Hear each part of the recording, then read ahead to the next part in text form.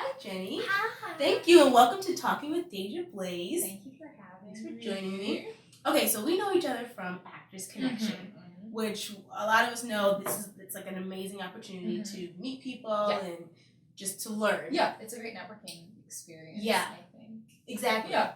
So, but I want to learn a little bit more about you from the beginning. Yeah. So, where are you from? I'm from Baltimore, Maryland. Yeah. I'm an only child. I'm still an only child until this day. And my dad's a graphic designer, and my mom works as a drug and alcohol counselor. Oh, wow. As an abuse counselor in Baltimore City. Yeah.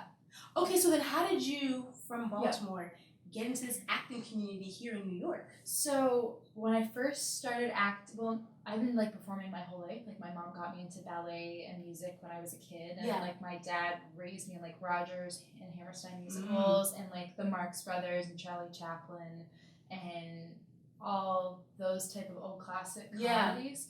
And I like when most kids are like watching Pokemon, that's what I grew up with. Right. And then I just always loved theater, and like when you play make believe as a kid, like all your friends kind of grow up and you're like, wait, no, I'm still playing make-believe. Right. Like, I'm still here. And so I became obsessed with Broadway, and like I wanted to be on Disney Channel when I was 16. I'm Who on the didn't, Disney right? Channel. Yeah. I was like, I'm going to become a pop star by age 8. I'm going to be on the Disney Channel like Leslie McGuire when I'm 12. And I was like, and I'm going to be like in High School Musical 2. That was my goal at the time. I was like, I'm going to marry Zac Efron. Yes. That didn't happen. Still no ring.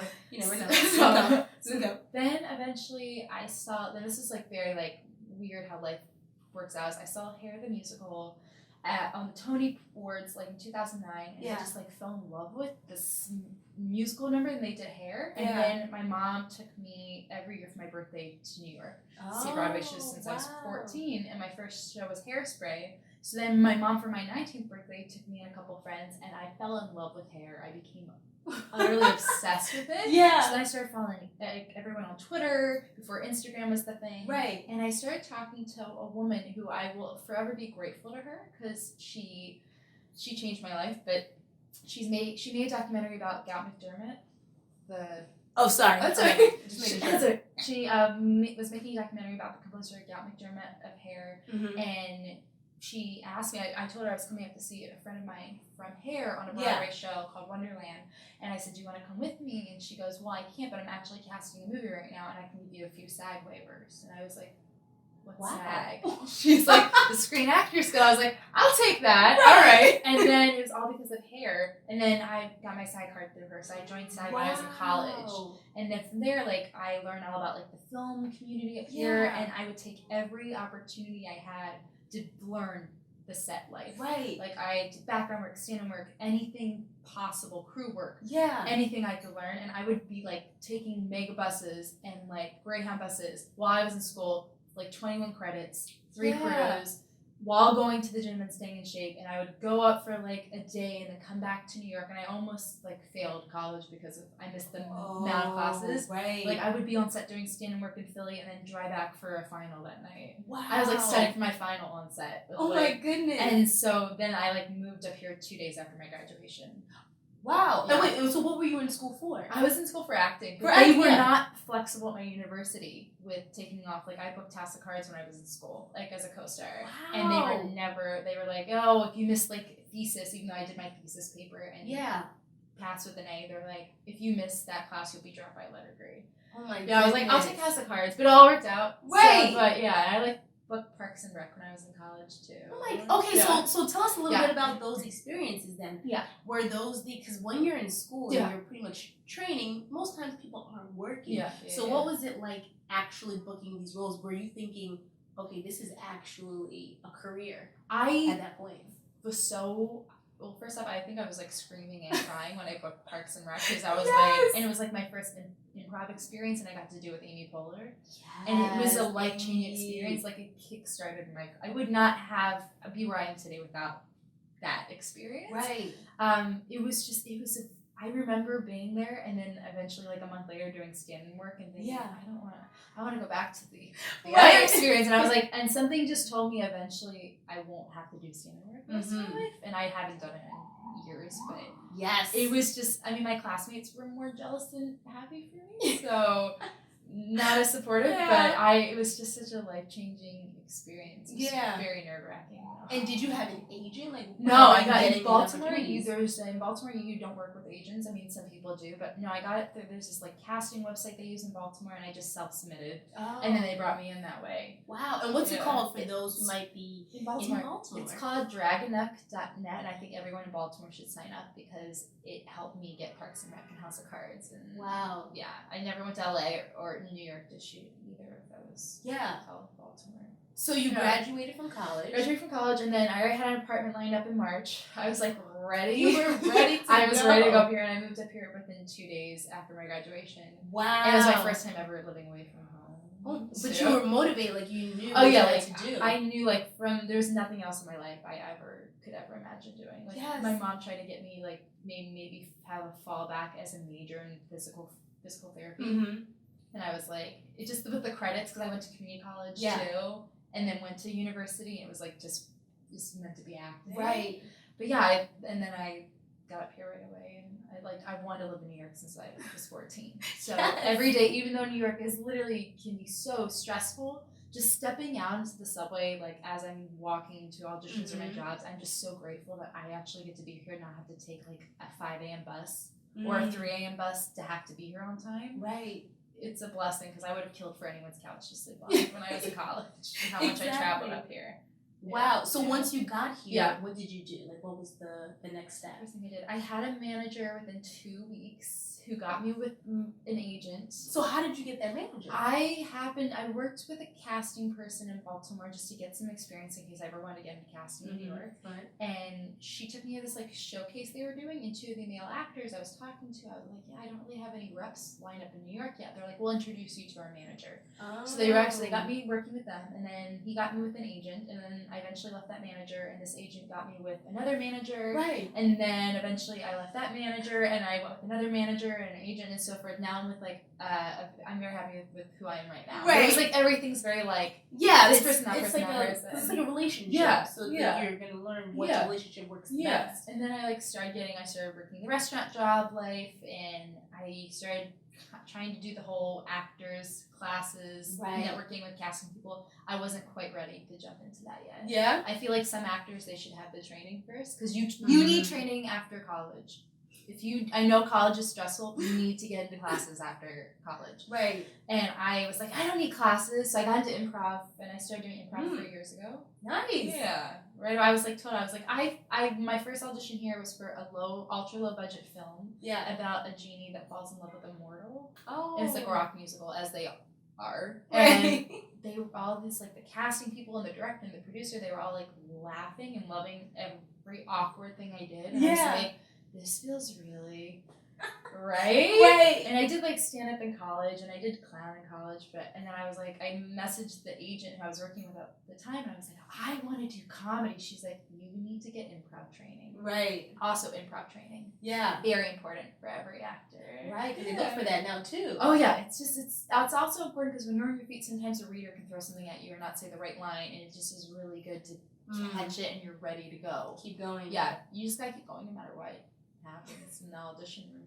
Very much. So you're in New York. Yes. Now you have an agent, a manager, which you went through a few. But what was, I guess, the next opportunity that made you feel like, okay, now I'm in New York as a working actor? Because we all have our side hustle. Yeah. We still have to maintain every once in a while. But like, what made you feel like, okay, I'm here and this is actually the move?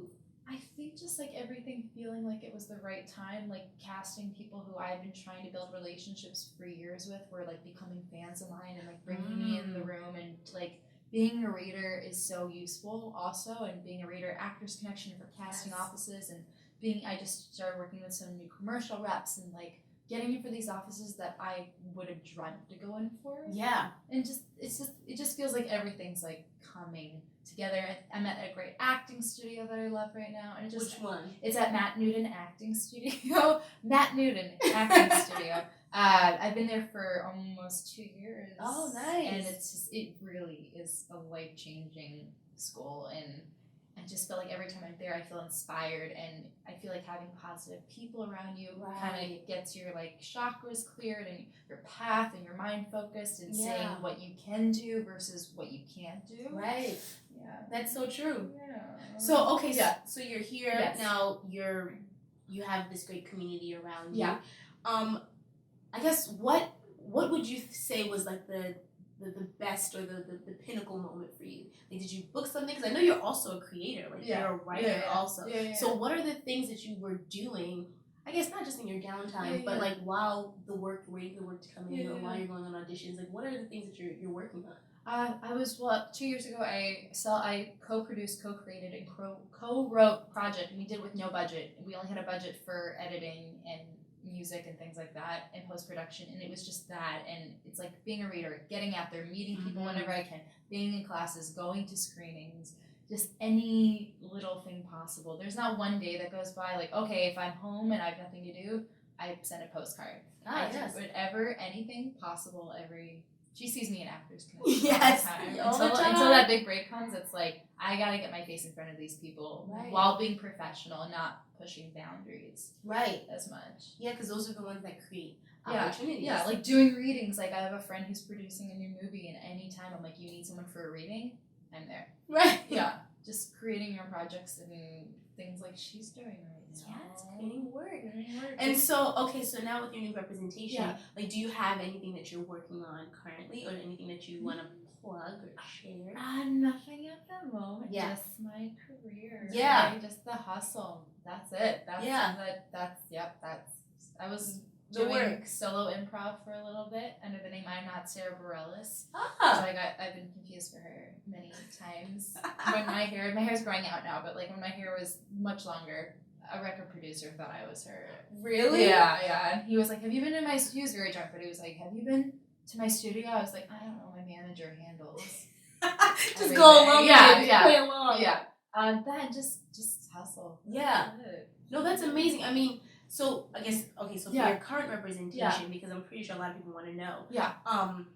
How did you get that? Was it through, like, what was your process? So for my agent, I produced a web series with an actress who is now doing very well as a comedy writer for a TV show, Rashida Crockett, and she was and she was interested in our agency, and she started working with them, and for 2 years, our agent kind of followed up with me. She's like, you're not quite ready to be signed yet, and then eventually I saw her a couple months ago, like in the spring, and I mentioned where I was studying at my school and all the things that were happening and the casting people that were just kind of bringing me in the rooms now, and that kind of sparked her interest. And at least that's what I think. And she then offered me to come in for a meeting and then sign me. And then for my manager, I had a previous manager, and that day I had left him, and then I had contacted a friend of mine who kind of mentioned this other manager to me. Yeah. And he sent all my stuff to her, and I happened to be her reader at Actors Connection that night, and so she basically saw me do 20 cold sides. Wow. Yes, exactly. Yeah, and then we had a meeting at that like event, and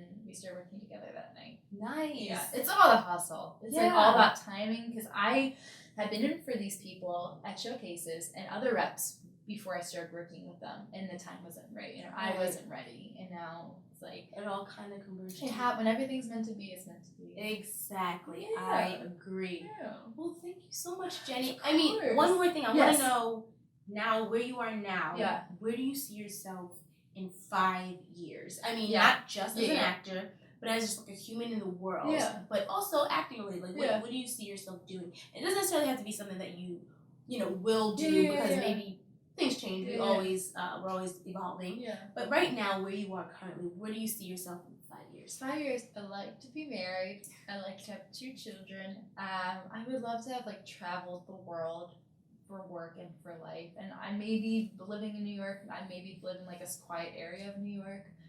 Career, I plan on being at the Emmys at some point. Yes. That's the plan. I see an Emmy. And I would love to, Margot Robbie is my hero right now, because she's not just a pretty face. She's she gets down, she gets dirty, and I, Tonya, is my favorite movie right now. I would love to be at, well, we'd all love to be at her level. Yeah. But to be at on a show like Parenthood, or like a very like drama comedy with some improv aspects, like Friday Night Lights would be. Yeah. So maybe 5 years from now, I'm gonna watch this and be like, oh, that happened. But that's kind of my goal. That's the thing, putting it out there, like just speaking life. Yeah, and just to be surrounded with very positive friends and to be happy. Yes. And to be very happy with who I am as a person. Yes. And be content. Yes. That would be the dream.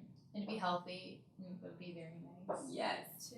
Well, thank you so much. I appreciate you talking with us. And we got these cute mugs. I'm sure lots of people have showed them off. But they're her mugs with her name. And they're so cute. Talking with Deja Blaise. Well, thank you so much, Jenny. So we will be back again to talk more about what's going on with you. Yes, so girl. Thank you.